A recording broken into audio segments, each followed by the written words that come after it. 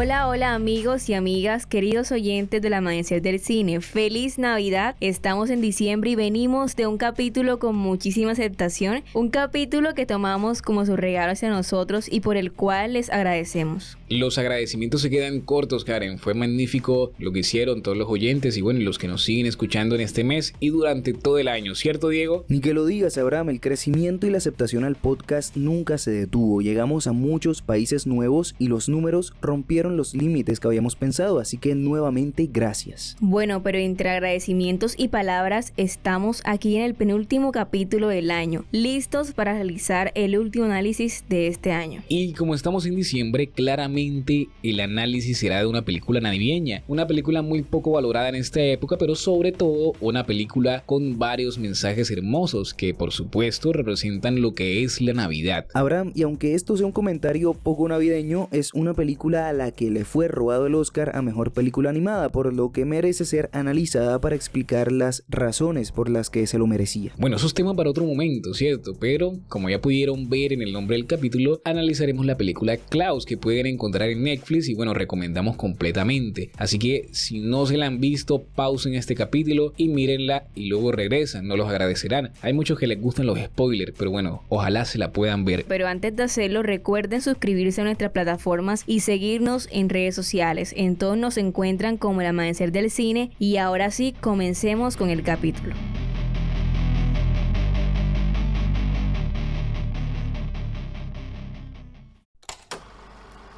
Escuchas El Amanecer del Cine.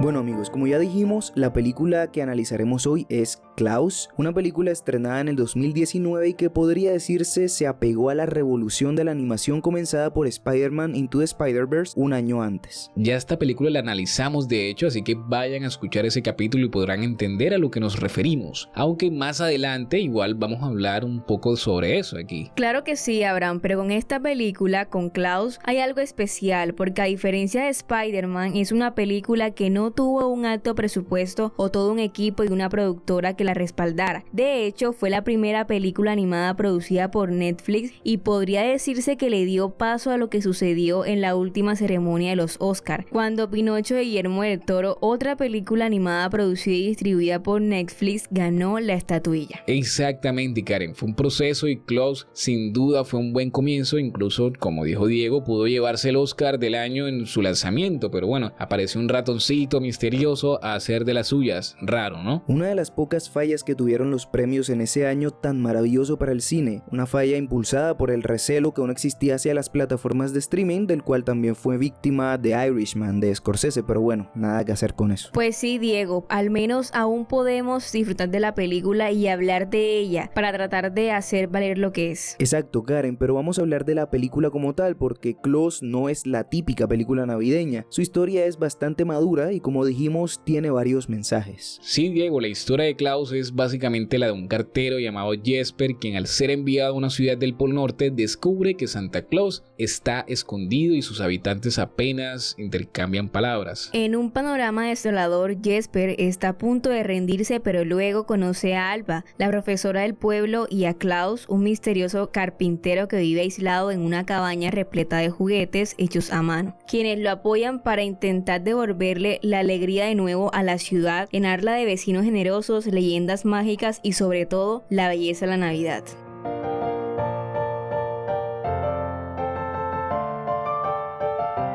Como pueden notar, una historia que empieza muy madura y eventualmente va tomando lo clásico de las películas navideñas. Pero lo que más vale la pena mencionar es que de cierta forma es una película de origen para Santa Claus. Es como la película que inicia toda la Navidad, o al menos eso quiere demostrar el director. Un director con gran recorrido en el mundo de la animación, pero dejemos que Diego nos hable de él y así que bueno, vamos a ello, Diego.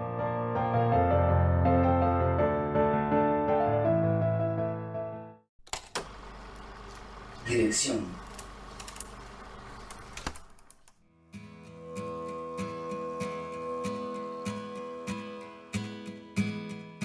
Bueno, sobre la dirección de Klaus hay que decir varias cositas y lo principal es que está dirigida por Sergio Pablos, un director, animador y escritor español que a lo largo de su carrera ha trabajado en Disney y otras productoras, dejando películas como El Jorobado de Notre Dame, Hércules e incluso dio la idea original para la creación de Mi villano favorito. Pero es en Klaus donde Pablos desata todo su ingenio creativo, desafiando las convenciones y llevando la animación a nuevas alturas.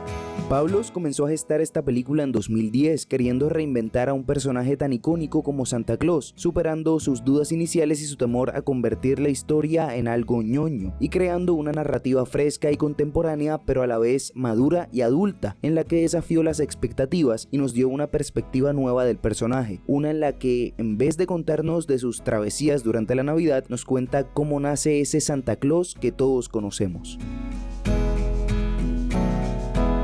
Algo que hay que resaltar es que Sergio Pablos siempre protegió su visión para que no pasara como con Mi villano favorito, una película que Illumination, su productora, reacomodó a su gusto y por supuesto al protegerla encontró resistencia en Hollywood, ya que muchas productoras veían el proyecto como complicado y arriesgado. Sin embargo, Netflix salvó la película y la visión, acelerando el proceso de creación y brindando la libertad creativa necesaria para que Pablos diera rienda suelta a su imaginación. De hecho, aquí empezaron los rumores de que Netflix es una productora excelente en lo que se refiere a libertad, algo que por un lado es buenísimo porque permite la creación de cientos de películas geniales, pero a la vez es malo porque permite la creación de esas películas de mala calidad que encontramos en la plataforma. Pero bueno, volviendo a Klaus, ya en la película podemos ver algo del estilo de Pablos, un estilo enfocado en la creación de un mundo de personajes construido minuciosamente, en el que se nos presenta a los protagonistas principales como eje de la historia y a los personajes secundarios como un apoyo esencial que conquista nuestros corazones. Esto lo vimos en Mi villano favorito y por supuesto aquí en Klaus. Más allá de esto, debemos hablar del esfuerzo que requirió hacer esta película, porque Pablos no lo tuvo nada fácil al dirigir a todo un equipo proveniente de 27 países, un equipo con personas que incluso hablaban 15 idiomas diferentes y a los que les exigió un compromiso con el medio ambiente. Esto debido a los lugares a donde se dirigían, porque si tener un grupo tan grande es difícil, tener un grupo tan grande moviéndose por todo el Polo Norte es más difícil aún. Y esto lo quiso hacer el director para intentar animar ambientes lo más parecido posible a la realidad, pero además para crear una historia lo más realista posible. Klaus es una gran película, de eso no hay duda. Es muy hermosa y triste también, pero estoy seguro que no sería lo que es sin su director. De hecho, por esta razón me parece algo injusto lo que Netflix le hizo al cancelar Amber, la que sería su próxima película. Pero bueno, la industria es un lugar muy misterioso y por lo menos Pablos pudo en Klaus hacer valer su visión, ideología y dejar un mensaje que perdurará para siempre. Creería que de cierta forma, y teniendo en cuenta que el director es español, la ciudad puede ser un reflejo del franquismo que sucedió en España, ¿no? Y yo creo que relacionado mucho con esa conflictividad que se veía en el pueblo y ese deseo a rajatabla que los líderes de cada bando querían imponerle a todo el pueblo. Entonces de pronto tiene ahí una chispa de algo de lo que vivieron los españoles y del cual es proveniente el director. Con algunas diferencias, Abraham, porque Francisco Franco aplicaba algunas cositas para supuestamente hacer de España un lugar agradable para todos. Claro, y también te ponía un régimen totalitarista donde te quitaban todos los derechos. Pero bueno, ese no es el punto, sino la crítica social inmersa en el cine y sobre todo en esta película, pero creo que esto queda un poco más claro cuando hablamos del guión, así que entremos en el tema.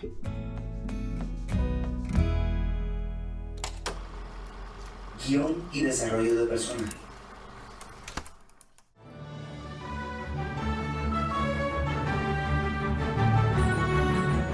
Como Klaus es una película de Navidad, la crítica social está muy escondida detrás de toda la historia, pero igual se hace notar en algunos momentos y lleva a los mensajes que deja. Pero si hablamos del guión como tal, el proceso creativo del mismo es tan evidente que la manera en que los ponen los personajes y que se teje la historia es muy única. La película logra superar expectativas al ofrecer una explicación original sobre la tradición navideña, conectando los elementos clásicos con una trama que se desarrolla de manera inteligente. La construcción de personajes es especialmente notable, ya que cada uno tiene un arco de desarrollo que contribuye al mensaje central de la película. Por ejemplo, tenemos a la profesora que en un principio se había quedado estancada en ese pueblo, pero ya con la llegada de las cartas de Claus, con la necesidad de los niños de escribir, ella vuelve a ese sueño por el que llegó, ¿no? Esa meta que es enseñar a niños que están muy alejados y que no querían de alguna forma aprender por las condiciones en las que estaban, de la conflictividad y demás. Luego el de Jasper, que es el más claro, ¿cierto? El que todos vemos en pantalla, que llega muy arrogante, queriendo irse y queriendo cumplir la tarea muy rápido, pero luego de darse cuenta de todo lo que ocasionó, como en la misma película lo dice, ¿no? Un pequeño acto de bondad, una pequeña acción de bondad puede encadenar muchas acciones de bondad. Entonces el mayor desarrollo de personaje lo tiene él. Luego un poco uno podría decir que no se percibe, pero realmente si hay algo escondido dentro del desarrollo de Claus, de Santa Claus, y es que vemos a un señor que está aislado, corta leña, le dicen el leñador, para ir allá hay que hacer una travesía para llegar a su casa, y entonces a primera vista se nos presenta a una persona aislada que no quiere saber nada de nadie, solo estar tranquilo viviendo su vida. Pero claro, luego de que pasa lo que todos sabemos, ¿no? Luego de que llegan las cartas, que se emociona con los niños recibiendo los regalos, entra la magia, que por cierto aquí la magia no está tan intensificada como en las clásicas historias de Santa Claus. Por eso hemos dicho que es un buen balance entre historia clásica y una nueva propuesta que trae el director. Entonces vemos cómo el nacimiento de Santa Claus a través de la historia personal de Claus, ¿no? Como nos los presentan, se vuelve algo muy empático con lo que uno como espectador puede empatizar, como es la pérdida de una esposa, recordando que él quería tener todos esos juguetes para los niños que iban a tener, pero bueno, al final no se pudo, y el espíritu de la esposa siempre estuvo ahí. Entonces ese componente mágico pequeño que tiene la película está en la esposa y en la historia personal de Claus. De esta forma en la película se crea un dinamismo interesante que impulsa la narrativa, en la que el diálogo es ingenioso y a veces con toques de humor sutil que mantiene a la audiencia comprometida.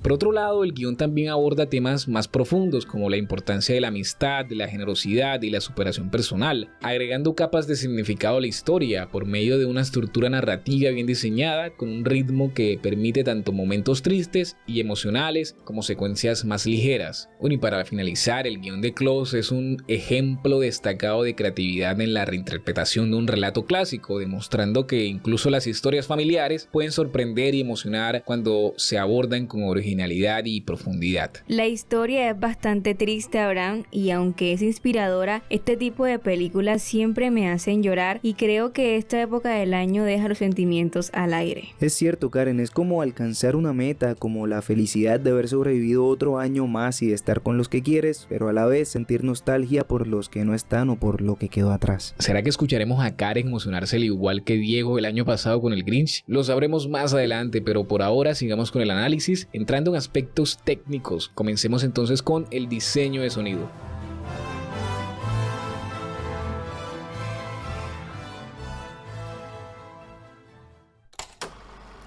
Diseño de sonido.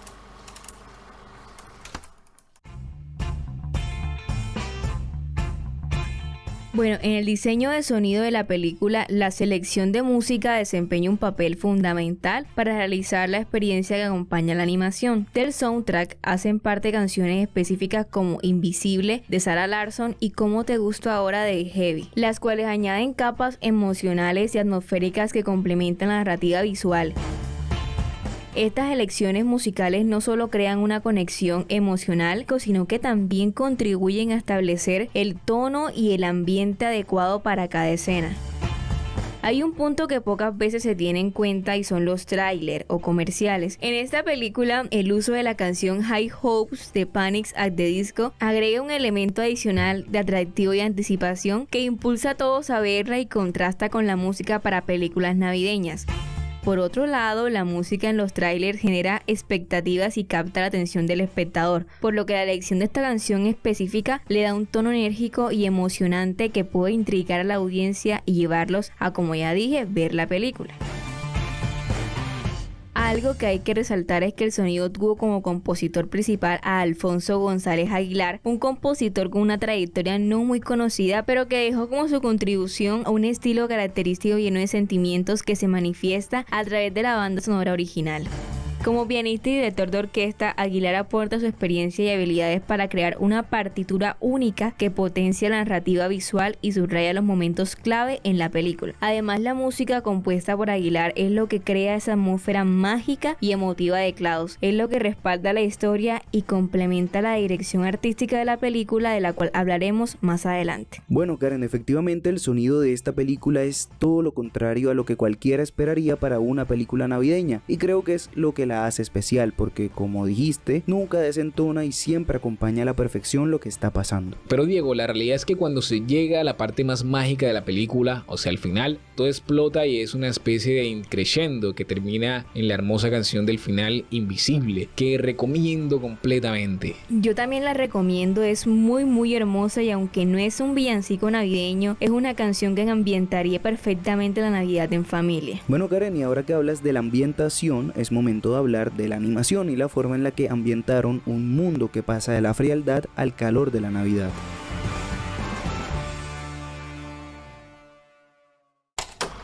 Diseño artístico.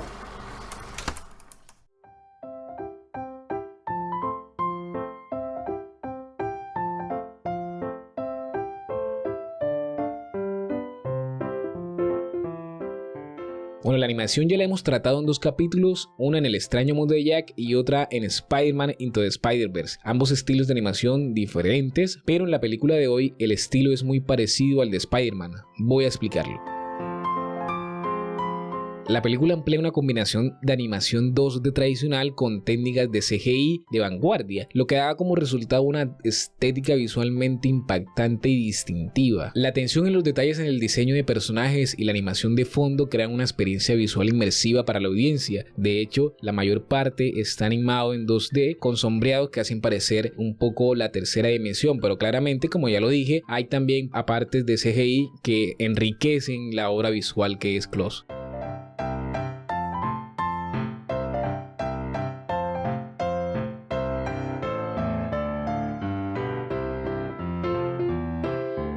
Uno de los puntos fuertes de la película reside en el uso de la iluminación y el color. Los creadores manipulan hábilmente la luz y las sombras para evocar diferentes estados de ánimo, realzando la profundidad emocional de la narrativa. Los colores vibrantes durante los momentos alegres contrastan con tonos más apagados, con escenas conmovedoras. Por ejemplo, cuando inicia la película vemos una animación colorida, con muchos colores vivos, porque estamos en la ciudad. Pero luego ya cuando él es castigado, vemos que el pueblo es muy apagado, vemos colores muy fríos y ahí tenemos un cierto contraste con la emoción que está viviendo el personaje. Poco a poco ya iremos descubriendo cómo el color va volviendo a un poco colores cálidos, aunque bueno, hay que recalcar que la nieve también y todo el contexto geográfico también hace que hayan colores fríos, pero en general se realza un poco más esa calidez que hay en los momentos donde ya él vuelve a resignificar el por qué está en ese pueblo. Además, Klaus muestra una animación de personajes impresionantes. Cada personaje cobra vida con movimientos fluidos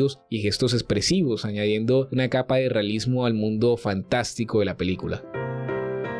En términos de narración, a través de la película, Klaus emplea una animación ingeniosa y técnicas de narración visual bien hechas. La película utiliza metáforas visuales y simbolismos para transmitir temas como por ejemplo el aire que vemos representado en la esposa de Klaus. Siempre que él necesita hacer o decidir algo, el aire, ese viento mágico siempre lo guía por algún lugar. Es una metáfora a su esposa ya fallecida, lo que permite una narrativa que atrae tanto a niños como a adultos y deja ahí el ritmo de la animación alineada perfectamente con la narración de la película, creando una experiencia visual cautivadora y atractiva.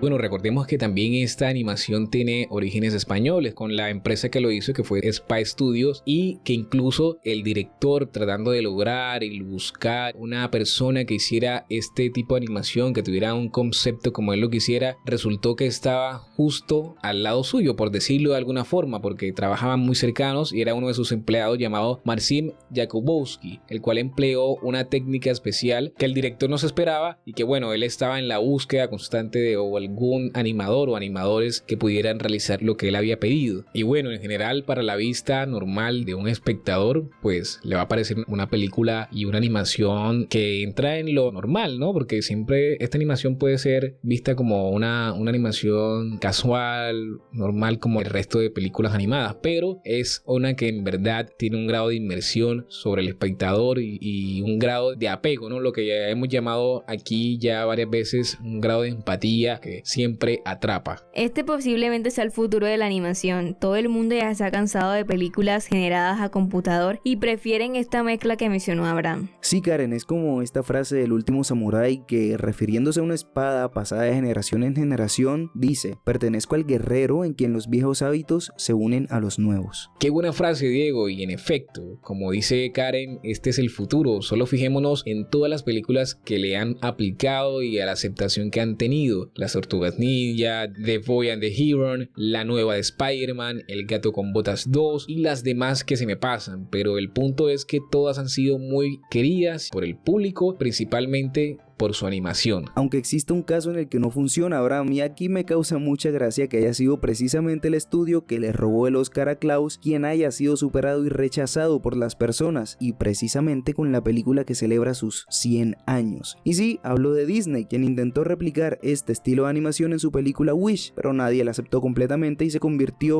está convirtiendo en un fracaso más de los que lleva el ratoncito este año. Es triste lo que pasa con Disney, pero ojalá suba de nuevo su nivel porque Toy Story 4, la ganadora del 2020, tiene una animación muy buena, tal vez no era innovadora, pero era buena y la franquicia es magnífica. De hecho, la trilogía es de lo que más me gusta de Disney. Cabe recalcar que es Disney Pixar, pero bueno, todo poco a poco se ha ido convirtiendo en una sola cosa. Lastimosamente, Abraham, el monopolio es enorme, pero poco a poco va cayendo. Lo peor de todo es que yo soy fiel fanático de Disney y Wish sí me gustó, en especial sus canciones, pero sé que es un producto mediocre, entonces es un gusto culposo, pido perdón por eso. Creo que todos tenemos alguno, Diego, y solo tenemos que entender a los demás y no juzgarlos por ello. Exacto, Karen, y esto es uno de los mensajes de la película, ¿cierto? Exacto, Abraham, pero no es el único. De hecho, hay varias, y en Klaus la lección sobre la importancia de mantener una buena convivencia a través del respeto y el diálogo es el hilo conductor que une a los personajes y da forma al desarrollo de la trama.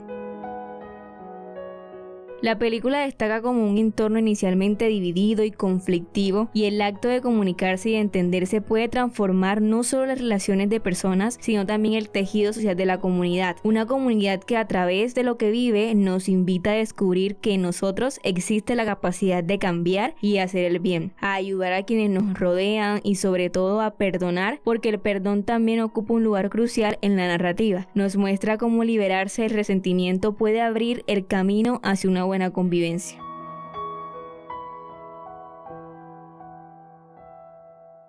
Por último, Klaus muestra la influencia trascendental de los adultos como modelos para los niños, algo que es muy importante ya que la responsabilidad de los mayores es transmitir y encarar los valores que los forman como individuos conscientes y compasivos con la sociedad, valores que a la vez están relacionados con la Navidad y con esta época del año que tanto anhelamos y disfrutamos. Bueno, un año más disfrutando de la Navidad, trayendo películas que nos emocionan. Primero fue el Grinch y ahora Klaus. Curiosamente uno odia la Navidad y el otro es la Navidad, pero bueno, como dijo Diego en aquel capítulo, ni siquiera el más Grinch puede soportar el espíritu navideño. Y sobre todo estos mensajes son lo que forman y permiten crecer individual y colectivamente.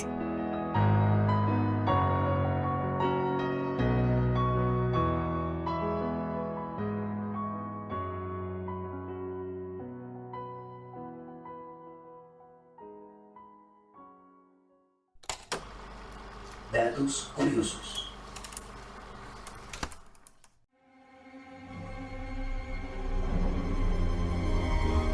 Bueno, estos son los nuevos datos curiosos que tiene la creación de Klaus. Número 1. Smirensburg es un pueblo real. Sergio Pablos, el director de la película, quería autenticidad y realismo. Por eso decidió investigar sobre el Polo Norte y el mito de Santa Claus, descubriendo, además de historias, un asentamiento abandonado llamado Smirrenborg, en Noruega. Fundado en el siglo XVII para la caza de ballenas, este lugar fue el punto de partida para la creación del ficticio pueblo que vemos en la película, y se escogió por su historia, por ser un rincón muy hermoso y por tener un puerto abandonado que es, aún hoy, muestra de la grandeza que alguna vez tuvo. Número 2. La tribu Sami es real y es la creadora de la creencia de los renos voladores de Santa. La tribu Sami es la más grande tribu aborigen que habita cerca al Polo Norte y ellos comúnmente utilizan la Amanita muscaria, una seta venenosa de color rojo con pintas blancas que crece en los bosques del Círculo Polar Ártico y está vinculada a los renos escandinavos, ya que los chamanes, en medio de sus rituales, alimentaban a los renos con esta seta. Su sistema digestivo filtraba el veneno y ellos, posteriormente, utilizaban los desechos encontrados en la orina de los renos para sus rituales alucinógenos. La película, aunque no muestra estos rituales, presenta a la tribu Sami y da una muestra de la conexión cultural por medio de Margu, a quien por cierto le da voz una niña perteneciente a esta tribu en la actualidad. Número 3. Klaus se inspiró en Apocalypse Now. La película utiliza una animación peculiar y en ellas se le dio mucha importancia a la iluminación. De hecho, esta iluminación se hizo incorporando tecnología computarizada y aprovecharon esta ventaja para simular la iluminación de Apocalypse Now de Francis Ford Coppola, específicamente en la primera aparición de Klaus, esa cuando emerge de la oscuridad, una escena que recuerda muchísimo a las escenas del coronel Kurtz en la película ya mencionada. Con ellos terminamos el capítulo, no sin antes recalcar la importancia de la animación para, como dijo Guillermo del Toro, contar historias difíciles de contar en la vida real.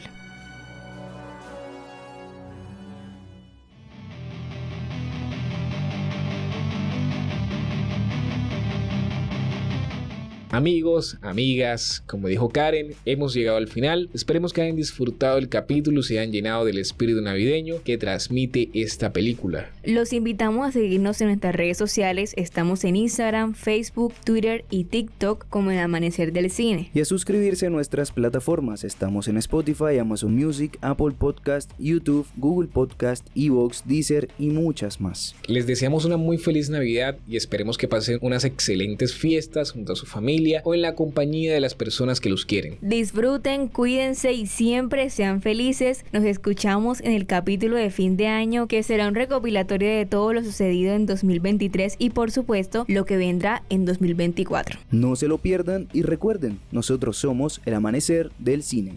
Chao, chao.